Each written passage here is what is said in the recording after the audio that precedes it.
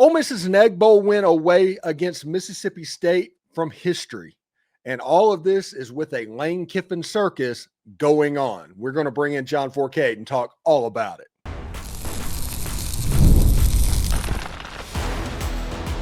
You are Locked On Ole Miss, your daily podcast on the Ole Miss Rebels. Part of the Locked On Podcast Network, your team every day.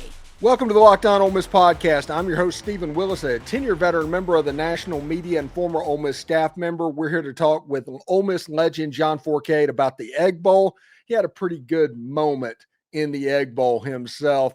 And what's going on right now, what are his thoughts about it, and all of that. Thanks for making the Locked On Ole Miss podcast your first listen. And please give us a like, subscribe, and comment on your way out. And please give a second listen on the network. Nearly every team, college and pro, is available for you. Today's episode is brought to you by Game Time. Download the Game Time app, create an account, and use the code LOCKEDONCollege for $20 off your first purchase. Maybe you're going down to Starkville and you're going to be among the 25,000 Ole Miss fans that will be in attendance. Go to gametime.co, put in the promo code LOCKEDONCollege, and get $20 off that first purchase. All right, John. One thing's interesting, and let's go ahead. I think this is ridiculous that this is a potential historic regular season for Ole Miss. You have great stories in Trinidad, Chambliss, and Keon, Lacy. This team is a 4th and 2 missed tackle away from potentially being undefeated going into the Egg Bowl. And we're having to deal with all of this Lane Kiffin noise. It's honestly, John, it's just not fair. Well, yeah, it's not fair, but Lane Kiffin, things follow him, flow with him. He strives off of it. He's in the past, though, it would be a lot differently because his past history, reputation. He straightened himself out, and I'm all for that. It's a shame it came down to this. You got to blame the NCAA to a certain extent because of the signing date of high school football in December, and then they pushed the doggone transfer portal back to February. Then these coaches that want to get new jobs, other schools want them before then. But it's a situation now that, wow, you got a guy here now that's going to possibly take a team who's never been there to the players, the playoffs, the college playoffs. And it's been a circus, but did you not think this was going to happen? Yes. Everybody's going to come talking to him. And as soon as especially the SEC, and when the SEC starts firing their coaches, the Floridas, the Auburns, and the LSU Tigers, who's the top guy on the list? Lane Kiffin. So Ole Miss had to have known this was going to happen. It's just unfortunate. If they were winning 9 games at 9-3 in this, they get ready to play Mississippi State and they're going to go to a bowl game, you wouldn't hear a peep. You wouldn't hear a word. Goodbye, good luck, enjoy yourself making extra money. Well, just the next guy will come in, take over where you're left. Ole Miss fell in that rut of, hey, we win 9-10 games, we go to a good New Year's Day bowl game, we go down to sunny Florida. Nobody's saying a word. But you're in the position now to get into the playoffs. And what I mean by that is that this has never happened.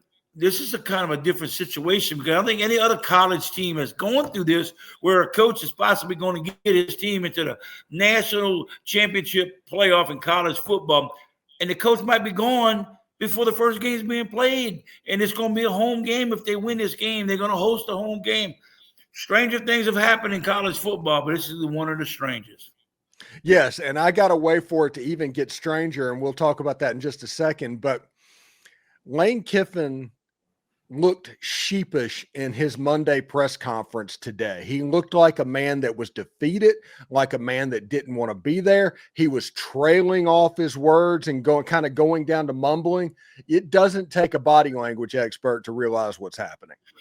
Stephen, you can't fault him. What does he do? What did if he says, okay, I'm leaving, I'm going to Florida, LSU, and then it puts Ole Miss in a situation where they lose this game, they're not going to get in the playoffs. They know they're not going to take a 2-loss team without a head coach going to the playoffs. They'll find another team that's 10-2 and get them in the playoffs with the head coach and get the momentum going for them. But in this situation, what does Lane do? I mean, he could have told him, look, I'm going right now. You play the Egg Bowl without me, and then it'd have been worse off. Okay, let me get you guys in the playoffs. Let's coach. Let's go. There's no guarantee they'll beat State anyhow. I think they will. But you go get it. You go play it. And then if he leaves, you got 18 days to get ready for the playoff game. You get, but look, I think the players don't really care if he's there or not because they're the ones going to be playing the playoff game. They're the ones who are going to have to go into the playoffs with or without the head coach. I've never been one that I played for a coach. I played for the university. I played for the players. Lane ain't running routes. He ain't throwing the passes. He ain't tackling. He's not doing all that stuff. But you need a guy like that. But if you got your good coaching staff and they stick together, stranger things could happen. If it's struggling on him too. I mean, I know a lot of fans. I get phone calls for a week now, and talking about it on the other shows. I'm like, God, got to give him a break too. What do you want him to do? What do you want him to do? Somebody works for IBM, and you're making $10 million a year, and let's say GM calls you, gonna give you $15 million a year with all this, extra incentives and stuff. I'm packing and going. I mean, that's just what they do. It's just part of college football with the coaches. Yeah, and listen, the release that happened on Friday with Keith Carter and all that, I think in that meeting, they got the clarity that they decided on that they needed to hear. They're starting the coaching search this week. They're completely acting as if Lane Kiffin's not going to be here. And listen, I had a parent of a player that dropped some perspective on me that said, listen, when Austin Simmons got injured early in the season and Trinidad Chambliss came in, that increased the role of Lane Kiffin. It was kind of in his wheelhouse, the old NFL stuff, running waggles and hitches and things like that helped out Trinidad Chambliss. That made it to the point where the offensive line and everybody around got used to playing that game. So if you removed Lane Kiffin, it would make the offense less effective. And they're hoping to get after the game, like you said, to where there's 19 days to where you can get used to Joe Judge calling plays before a playoff game. Well, Weis Jr., Charlie Weis Jr., he has to step up too to get with Joe Judge and understanding how Lane called plays. And it's going to take a team effort. The coaching staff knows that. But it's better that this happens after the game than saying, I'm leaving last week. Now you got 6 days.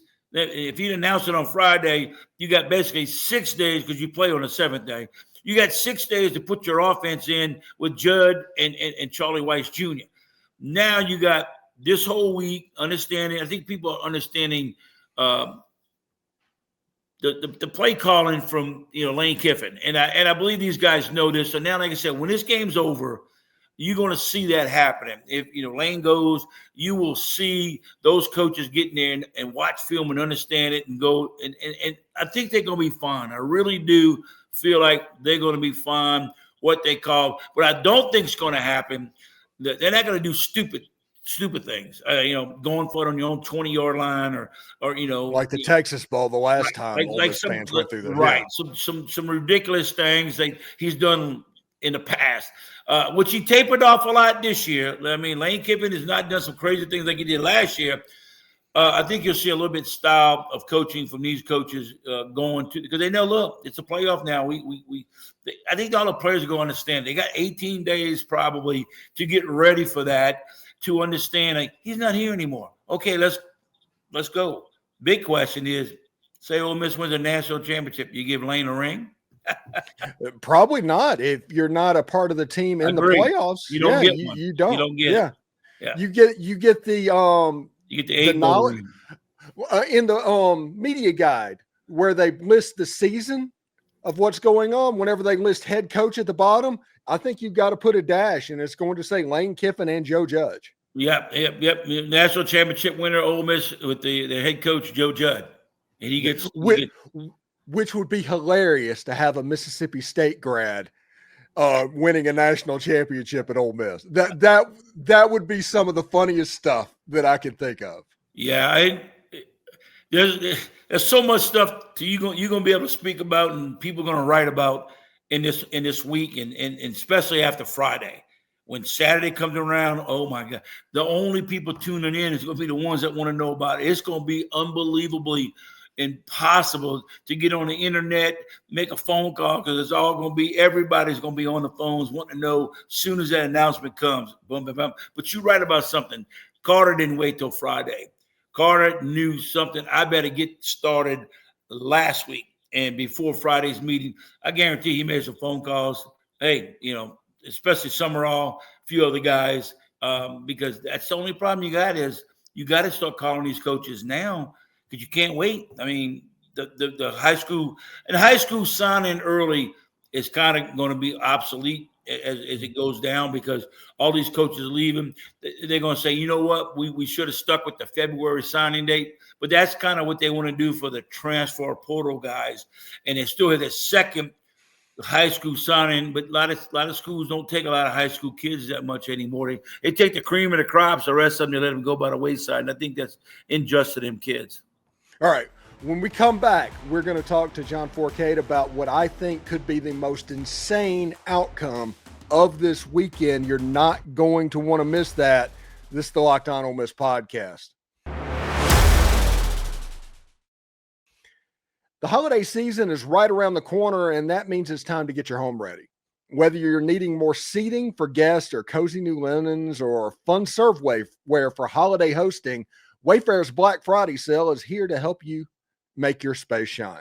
And the best part, you don't have to wait. Wayfair's Black Friday deals are happening all month long with up to 70% off everything from sofas to spatulas. I recently upgraded my recliner for my brain surgery recovery earlier this year with a recliner from Wayfair, and it has completely transformed my space. I mean, I literally will go in there and sleep in that from time to time. It's amazing. If you've ever hosted family for the holidays, you know how much of a difference new touches like that can make. Wayfair makes that completely easy. Don't miss out on early Black Friday deals. Head to wayfair.com now to shop Wayfair's Black Friday sale for up to 70% off. That's WAYFAIR.com, and that sale ends December 7th. Do us a favor, like, subscribe, and comment on the video. Subscribe to the podcast on whichever audio podcast you're listening to and give it a 5-star review. It costs absolutely nothing, but helps keep all of this for free. Locked On is getting ready to change the game yet again, all in the name of having fun, following your team. It's coming in December. You don't want to miss that. And thank you for making Locked On Ole Miss your first listen of the day. And thank you for making Locked On the #1 sports podcast network in America. That is awesome. All right, John, one thing that's interesting to me, this is the most insane outcome that could happen. And not only that, it's extremely realistic because it requires two teams that are less than 5-point underdogs winning their game. And that is Arch Manning at Texas and Derek Nix at Auburn are going to help the Ole Miss Rebels get to Atlanta finally. Well, let's hope not. Let me just say this. Yeah. I don't think Ole Miss needs to go play in the SEC championship game. All right, because one purpose of going there, great. Okay, what you're trying to win? What, a national championship? You go there, you get beat, you lose your quarterback, or you lose Lacy, you lose some players. Then you're in deep trouble when he goes to the playoff round. But in this scenario, I know what you're saying. I was just sitting there thinking, okay, A&M beats Texas, they're eliminated. A&M loses in the SEC to Alabama. Now you got an Alabama team, an Ole Miss team, an A&M team, a Georgia team, and Oklahoma will be the 5 representations of the SEC. Because Oklahoma is in the top 10. You know, they're gonna steamroll LSU. So I don't see, but then again, A&M loses to Texas. A&M has to go play in the SEC championship game against Alabama. The loser of that game is eliminated. Now Texas is in. If A&M doesn't beat Texas, they're not going to make the SEC championship game. Wow. That's crazy to think of. But that if A&M loses, they'd have one loss. Yeah, it'd be Georgia and Alabama at that point. Gotcha. And then if Alabama loses to Auburn, that allows Ole Miss to come in and be Ole Miss versus Georgia. If you think Alabama's losing to Auburn playing a first-year kid at quarterback, they're not. They're playing the kid that played earlier. They didn't play him against Mercer because they wanted to preserve the other guy's red shit. Yeah. Okay. Yeah, I got you. But I don't. No. That's just a weird stadium. The last 2 times that Alabama's been there, you needed the Gravedigger 4th and 31 play to win, and the time before that was like 4 overtimes. So then before that was that kick, the punt return. Yeah, it's field goal return, 100 yards, 100-something yards. Weird stuff happens down there, and if Texas beats Texas A&M and Ole Miss beats Mississippi State Saturday, can you imagine how many Ole Miss people are going to be watching that Iron Bowl at the end of the rivalry? Just see what happens.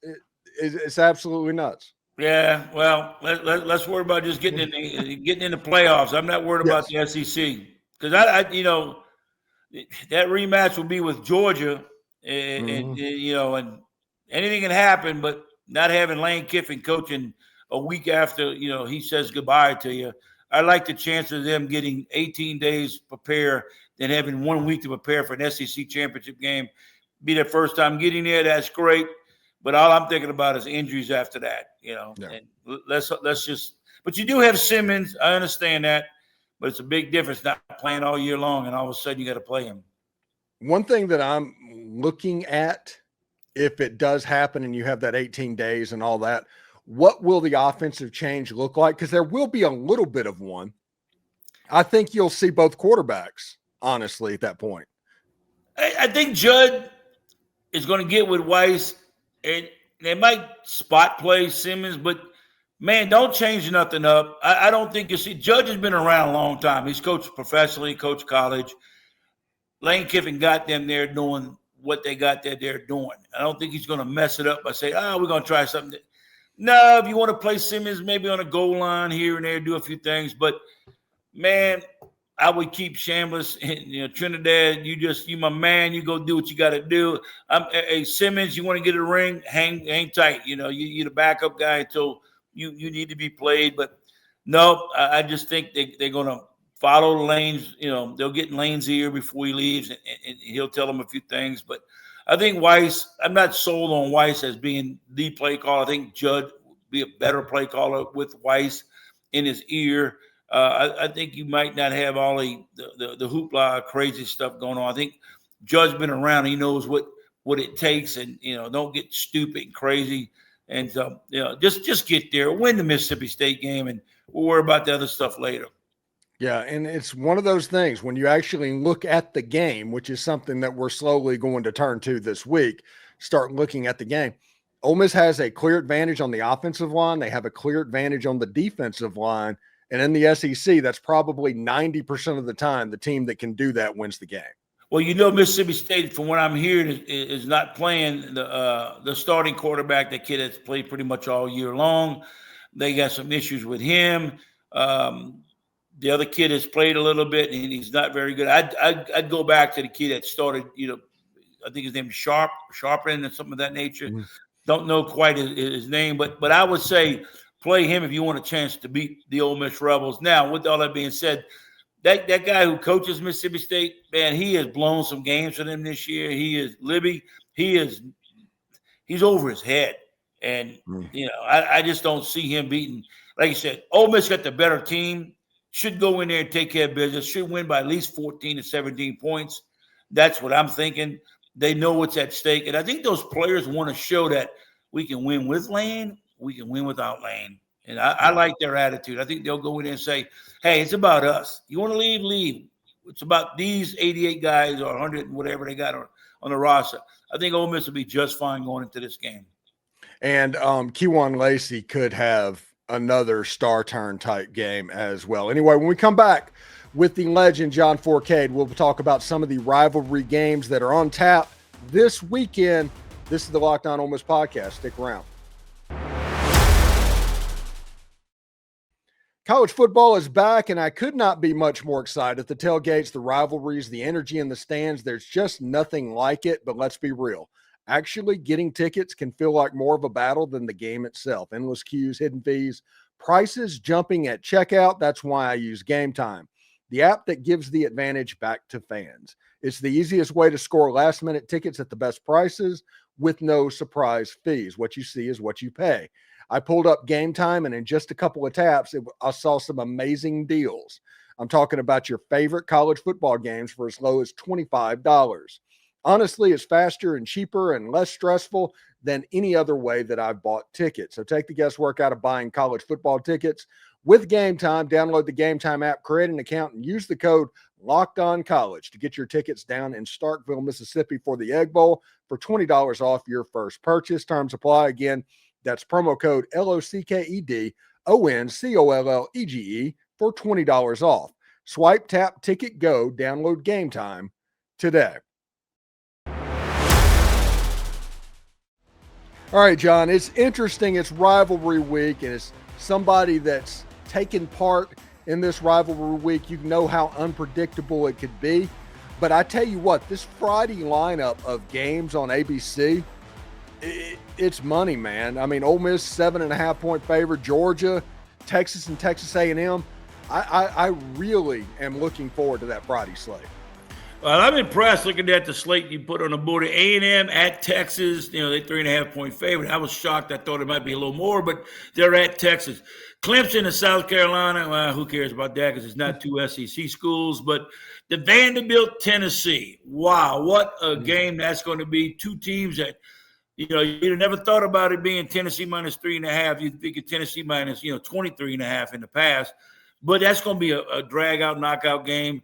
You got Georgia Tech. It's not but it's a big rival. Kentucky, another not an SEC game, but Louisville, it needs just to really impress themselves to get better bowl pickings. But that Missouri at Arkansas, Arkansas is pretty much 2-19 season. Missouri wants to take care of business, but I'll say this: LSU going to Oklahoma. That's a 10.5-point favorite. LSU looked so bad against Western Kentucky this past weekend. I think Oklahoma spanks them pretty bad. I like Missouri beating Arkansas pretty bad. I'm going to have to take Louisville in that game. I'm going to go Georgia. I think Georgia takes care of business because Georgia Tech blew a game that could have played in the ACC. They're done. I'm going to take Tennessee at home minus 3.5. I think they're a much better team than Vandy. I think Clemson and South Carolina. Clemson's going to be a better team in South Carolina. And I'm going to take, that A&M game. I'm going to say A&M's probably going to win that football game. It's close. And then I definitely know Ole Miss beats Mississippi State pretty convincingly. Yeah, and if you look at a couple more games, you got the Quit Bowl, which will be Florida State and Florida. Florida's actually favored by 3.5 points. I can't imagine. Yeah, I think the only reason that one is, Stephen, the only reason they're favored because they're playing at home. Florida State didn't look very well last week, and, Florida at home. They need a quarterback. That kid Lagway is not very good, but hey, it's a home game. It's a rival. We'll see what happens. But now you want to talk about the Alabama at Auburn, 4.5-point favorite. Alabama knows what's at stake. They win, they possibly could be in a college playoff game. If they lose, oh, my God, they might be looking for a new head coach at Alabama. I hate to say that. Yeah. Whew, that's going to be bad. After Saban retired, I talked about him. He came in and he had all of his record and all that as a slam dunk. And I said, this is a Ray Perkins hire. And they didn't make the playoff a year ago. If they miss the playoffs and lose this game, that seat's going to get hot, even though, 9-3 at Alabama is just not acceptable. No, that's perfect for Ole Miss and Kentucky and, South Carolina and stuff like that. But Alabama wants to play for championships. And look, I've heard the rumors, and you probably heard them too. Penn State's looking at Alabama's coach, and he's sort of like that hire from Kelly going to LSU, which there was no fit there. Guy come from Washington to the SEC and trying to play that style of football. I don't like that style of football. They can't run the football. That's why I think Auburn has a shot. I'm staying away from that football game because, like you said, anything can happen at Auburn, and Auburn's done it in the past when they're playing for nothing. All right, John, what do you got going on this weekend, bub? Well, Thanksgiving, I'm going to eat as much as I can, enjoy it, a little golfing. But then Friday, I'm going to be stuck to the TV watching the Rebels play. And obviously Saturday, catch out some other football. I'm just going to chill out, Sunday's games, NFL. a weekend of nothing but starting to watch football and who cannot do this on Thanksgiving? Nothing but football and eating, and I'm gonna get a little golfing in and just chill back and relax, and everything matters Friday. I will be glued to the TV 11 a.m. I will say this. Next week, it'll be interesting to see what we're talking about after reacting to this game, because the next time we talk, we should have a lot of clarity on what's going on. Well, just, I won't wear the LSU or Florida shirt next week, so I'll keep my Ole Miss shirts on, and it's going to be interesting on this Saturday. Hey, is it going to be early morning Saturday or like right after midnight Friday night, or when they going to announce this? And will people be awake, or they're going to try to announce it when everybody's sleeping and nobody has to answer the phones? But it's going to be a hectic Friday. And then, if Ole Miss does win, and I think they will, I don't think anybody's going to really care. They just worried about playoffs, baby. Playoffs. All right, John. Yeah. Right. John, thank you so much. We'll talk to you next week, buddy. All right, Steven. Have a good one. Have a great weekend. All right, you too. All right. Thanks again for making the Locked On Ole Miss podcast your go-to source for Ole Miss sports. We pride ourselves on offering the most comprehensive perspectives, which is why we're the front door of Ole Miss. Don't forget to subscribe, like, and comment. It helps the show, and it's completely free. Your support means the world to us. Thank you for making the Locked On Ole Miss podcast your first listen today. For your second listen, check out Locked On SEC. Chris Gordy breaks down the best conference in all of college sports, from rivalries to the championship to every game in between. Find Locked On SEC on YouTube or wherever you listen to podcasts. It's part of the Locked On Podcast Network, your team every single day. Hotty toddy. And remember, analytics is just the old English word that means bad football. We'll see you later.